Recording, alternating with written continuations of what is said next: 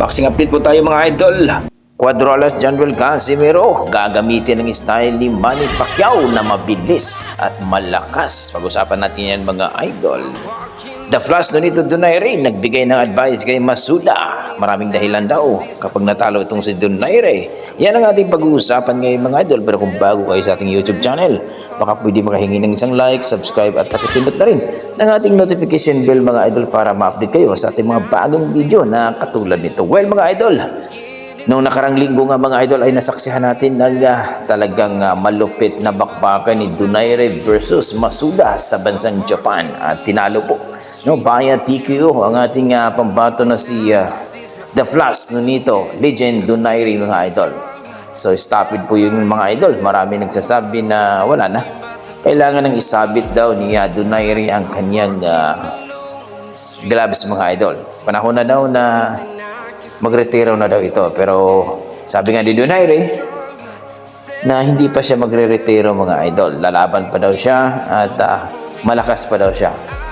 Ngayon nga mga idol ay nakita natin ang interview at nagkausap nga sila ni Masuda na ayon kay Donaire na nawala daw ang kanyang footwork.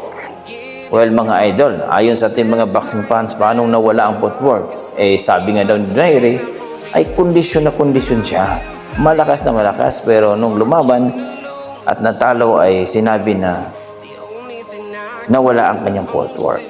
Nag-advise naman ito kay Masuda mga idol na kailangan daw ito na magiging dynamic. Kumbaga, maraming style daw ang gagamitin ni Masuda dahil natatamaan pa daw itong si Masuda mga idol. So, lalaban itong si Masuda mga idol for championship bout dito kay si Chomi, kung champion dito sa WBE Bantamweight Division. Marami na nagsasabi tuloy mga idol na si Donaire nag-advise pa na tinalo na nga siya ni Masuda. So, ibig sabihin, hindi nila na-accept na bakit nag-advise pa itong si Donaire, natalo na nga siya ni Masuda. So, pero nirerespeto pa naman ni Masuda mga idol. Dahil nakita naman niya na nagpapasalamat pa nga ito kay Donaire sa advice.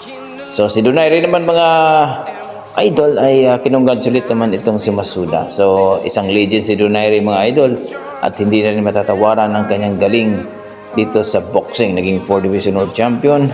Sabi nga ng mga boxing fans, kung itong si Donaire, kung kalakasan pa niya at nag-abot pa sila, itong si Masuda ay sigurado daw talaga na TKO ang abutin nito ni Masuda. So, well mga idol, para sa akin naman, hindi talaga uubra itong si Masuda. Kung medyo bata-bata pa si Donaire, edad pa ng mga 36 o mga 38, sigurado gugulong din talaga sa luna itong si Masuda. So, kayo mga idol, ang masasabi nyo dito na sabi ng mga boxing fans, nagdahilan na naman daw si Donaire dahil natalo. Sa kabilang banda mga idol, Cuadrolas Casimero nagpakitang gilas, nag-alaman ni Pacquiao mga idol. Kita mo naman na talagang ginamit ni Casimero at gagamitin daw ni Casimero ang ganitong style. Kumbaga, mabilis at malakas at may timing. Dati kasi mga idol, malakas lang at timing ang gagamitin ni Casimero. Pero ngayon, tatlo na. May mabilis, malakas at timing. So sigurado si Nere dito talagang delikado sapagkat itong si Casimero nagbanta na ito kay Luis Pantera Nere na talagang pagugulungin ito mga idol, hindi daw paabutin ito ng desisyon, baka daw ay maluto pa ang laban. So kayo mga idol, ang masasabi nyo dito sa ating video dito kay Cuadrolas Casimero nagpakitang gilas, nag-alaman ni Pacquiao? Please comment down below mga idol para ating pag-usapan. Maraming salamat. What he has to do is be more dynamic, meaning more style, not just one.